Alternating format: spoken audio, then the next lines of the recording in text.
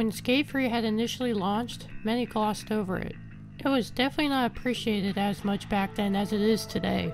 It may have been due to its predecessor Skate 2 releasing literally a little over a year before Skate 3, but who knows exactly.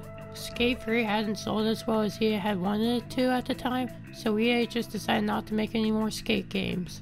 But over time, people have become more and more appreciative of Skate 3 and have grown to love it. Enough so that Skate 3 was re-released on Xbox One with online even being rebooted, and recently, a new skate game was confirmed to be in development. But why is there such a dedicated fan base to an over 10-year-old game? Let's see why so many fans have been clamoring for a Skate 4 game. Before getting into this, I have to clarify a few things.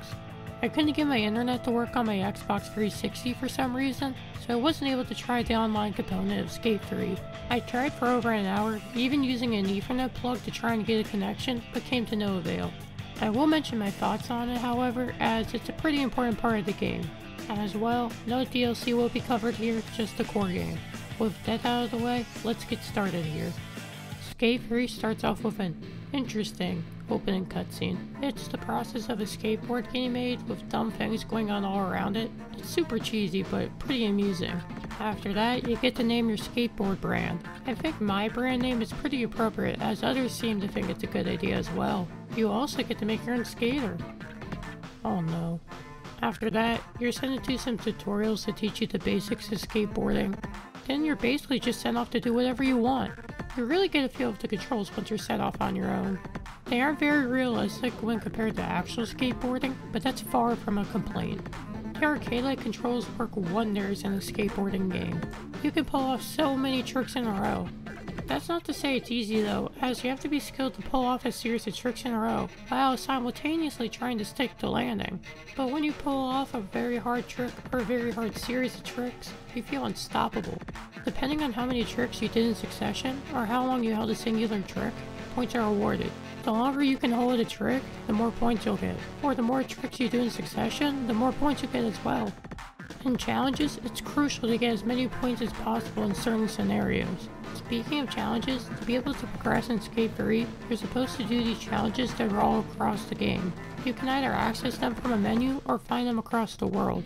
There's a variety of challenges to complete. There is Death Race, where you race against other skateboarders to the end, but have to pass through gates to finish. Next, there's Film, where you have to complete a variety of tricks without failing, or you restart. At the end, you get to see clips of yourself doing the tricks up close to a camera. Then, there's the Hall of Meat.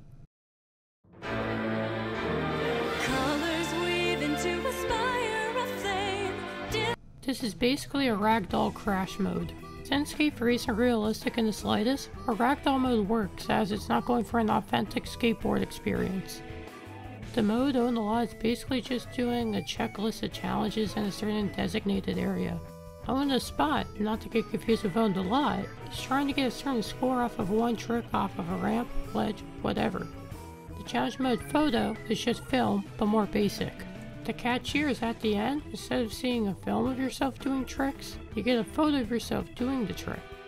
You can pick a frame you like, change the angle, zoom in or out. They give you a good amount of options here. Then there is Pros, which is you facing off against skateboarding pros in skate-related challenges.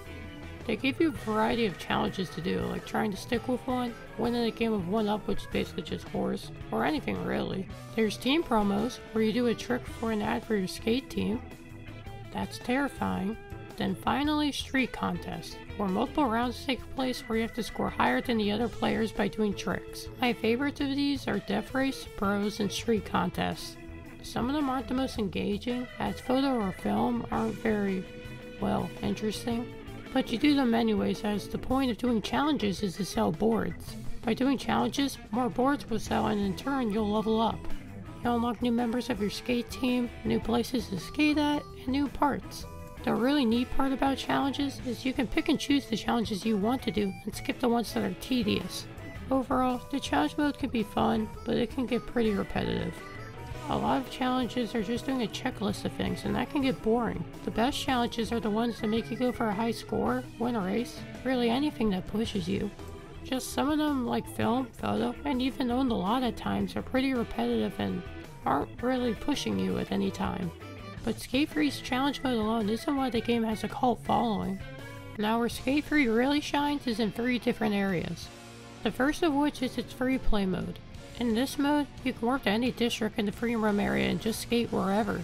There's 3 different districts, each with their own unique areas. Skating on your own may be a lot of fun, but it may get boring after a while. That's where the editor comes in. You can combine the surrounding landscape with items from the editor to create ridiculous moments. You can even save the clips of the obnoxious things that you do. It can be really fun messing around with the tools. And since the physics in this game aren't realistic, it can create some really bizarre scenarios like this one here. Never actually made it in the trash can. Then Skate 3 also has its own skate park editor. You can create the most insane skate parks like they advertised here in game, or you can make them up.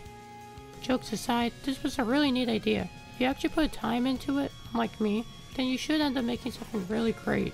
You can even upload it online for others to download. So even if you can't make a good skate park like me, then you could play other quality skate parks.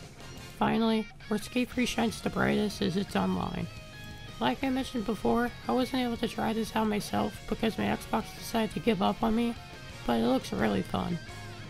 The challenges I mentioned before you can compete against others in, but even better is you can free skate with friends online or just with randos. You might think, but that's common to play with people online. But the thing is, Skate's physics and arcade-like gameplay create a really fun game that can be made even better with online play. The wackiness of Skate works really well with multiplayer. So, in conclusion, the challenge portion of the game, the part they specifically made for this game, is the weakest part of Skate 3. The side stuff is the best. And even the challenge mode can be pretty solid at times. Really fun game overall. All I can really say is, please don't mess up that new Skate game. Please.